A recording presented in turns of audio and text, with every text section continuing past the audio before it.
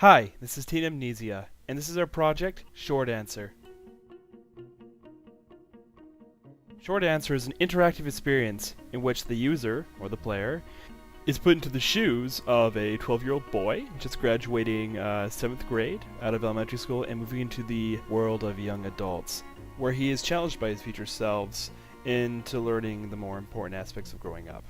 To do this, we set out to create a user experience which would allow the player to interact with the narrative just as the narrators were interacting with the player. And by that we mean have the player presented with a bunch of options in which the user would get to pick between them and either choose to operate with the narrator or against them.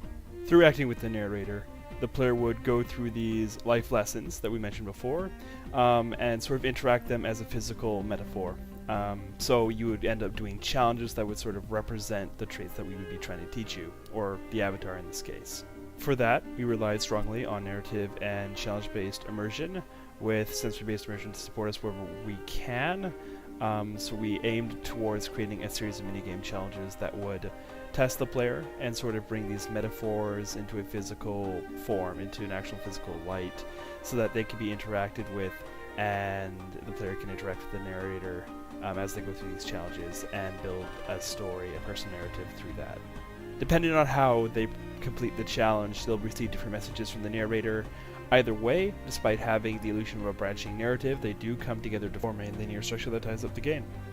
In terms of technology, we stuck mostly to what was provided by Unity and worked within those constraints to see if we could produce something unique. For the shaders, we used the Toon shader to create our aesthetic, and we used that throughout the project. We chose that aesthetic so that we'd sort of have a more lighthearted feel to contrast the surrealness of the environment that the player was exploring. The variety of challenges within our installation comes from our use of animations and different scripts to produce different means of interaction. For example, our library challenge is primarily created out of animations with audio-based script that plays when you get a certain distance into the game, whereas, say, our basketball game is mostly based on how you can pick up a ball, where you can throw it, what does that trigger, etc, etc, etc, and all this information is fed into a single game master script that keeps track of progress throughout the game and determines how the narrator interacts with you. However, in the beginning, we didn't see challenge-based immersion as the most important aspect of our project immersion-wise. We tried to aim more towards sensory and narrative immersion, telling a story using audio and visuals with supporting narrative.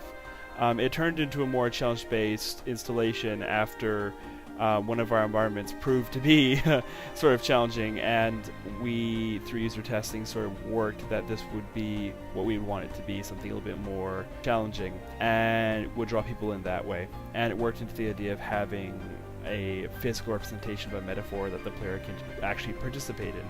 Our physical rig is simple, to reflect the simple starting nature of your avatar in-game. It's reflective of a test setup, as you'd find in elementary school. So we have sort of a anti-cheating divider that you'd find in any sort of testing scenario in the lower mainland. And of course a bunch of pencil crayons and Sharpies and whatnot and workbooks that clutter at the table and sort of make it look like a student's table.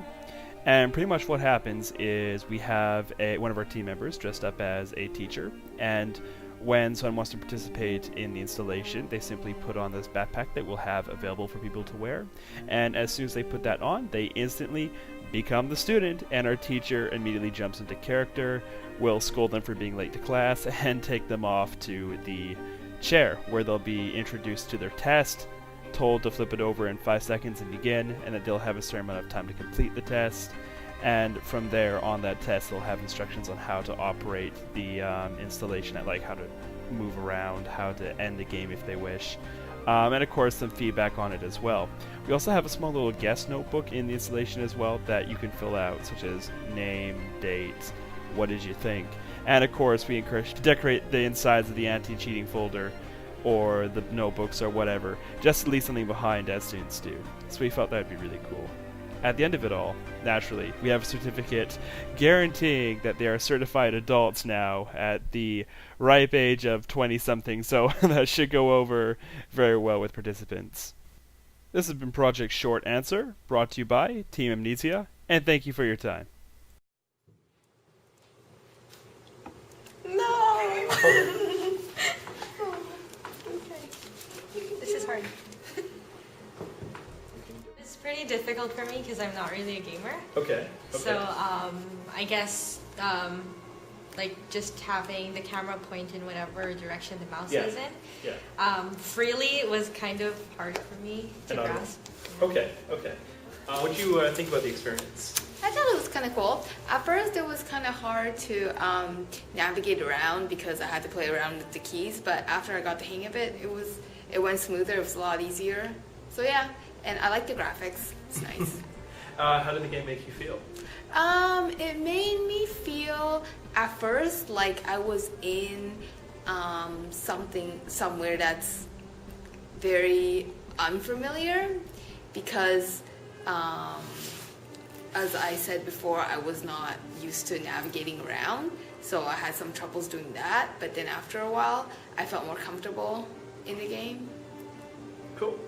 So can you describe briefly what you attempted to do in game? I attempted to go to the third and fourth room at the far end of the hallway, and one of them kind of worked, and then it crashed a few seconds in while I was exploring the room, and the fourth room just didn't work at all.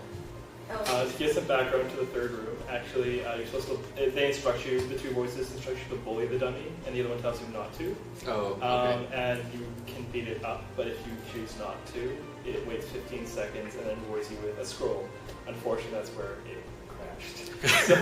So, ignoring that, however, what did you think of the game experience? I don't know. I didn't really get to do that much other than like walking through that endless hallway. I couldn't actually hear what they were saying on that third level. Okay. So I thought I wasn't getting anywhere after like punching it a few times, so I just kind of gave up and tried to see if there's anything else to do. And this might be obvious, but how would you see this game improving in the future? Speed up the walking. And just check that all the fail points aren't it's not buggy. Okay, great, super. Any other comments?